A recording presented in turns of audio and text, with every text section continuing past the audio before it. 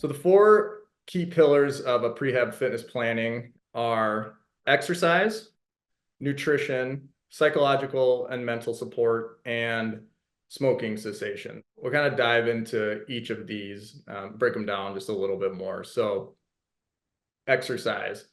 This is going to include a couple different things. So first, it's going to include a portion of supervised physical activity, usually by a physical therapist or someone with similar credentials.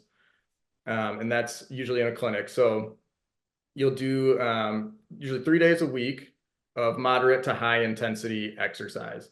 And then in addition to that, you'll try and add on about 4 days a week of low intensity exercise at home, kind of on your own. The way that I like to normally gauge kind of where you're at with intensity is by the rating of perceived exertion. And so for low intensity, you want to be in about the 2 to 3 range on that on a scale of 1 to 10. Moderate, 4 to 6. High is about 7 to 8. So when you're thinking about it and you're going through your exercises, you kind of use that scale to gauge how intensely you're working.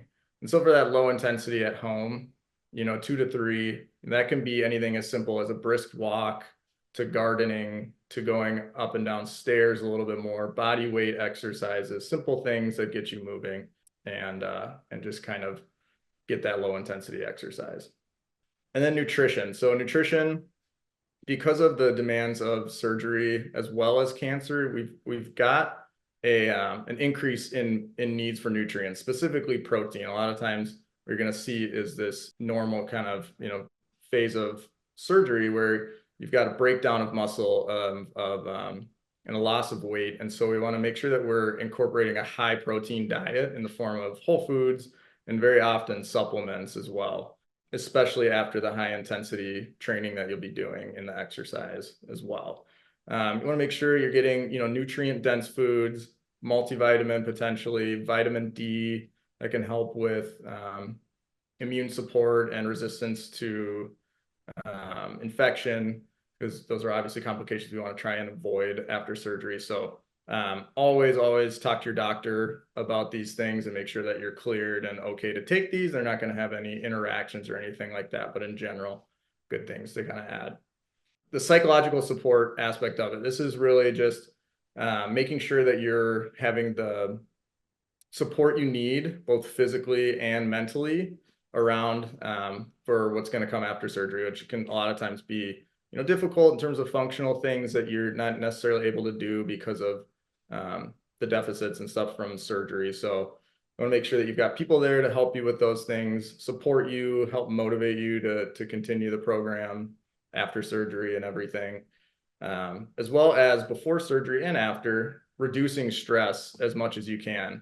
The stress response on the body from surgery can be kind of amplified if we've got other aspects of stress in life. So we want to make sure that we reduce that as well, to give ourselves, the best chance of recovery and everything after surgery. It's still kind of focusing on filling that gas tank. You want to fill that, with as much good energy as possible prior to surgery. And then smoking cessation is the final pillar. And this is, not to say that every person living with lung cancer is a smoker. We know that's not true, but it's more focusing on the healing process after surgery. And we know that smoking can have a real detrimental effect on healing after surgery. And so this is something, if you are a smoker, you really want to try, and at least 6 weeks prior to surgery, try and quit as much as you can. And there's many resources for this, and obviously it's something to talk to your care team about, getting the resources you need to help you with that if you need that.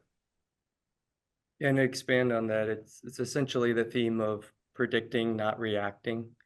So looking at modifiable factors or things that we know we have control over that can optimize the outcome of these things. So the 4 pillars really fall into those categories of things that we can modify: physical fitness and health, looking at how we nourish our bodies and recover from those things, having a line of sight and a group of people that help to support us. And there's great resources out there for support group and community groups. And providing that line of sight is critical because now all the stages are defined and you're able to anticipate what's to come. So having that plan ahead of time really helps with confidence and assurances.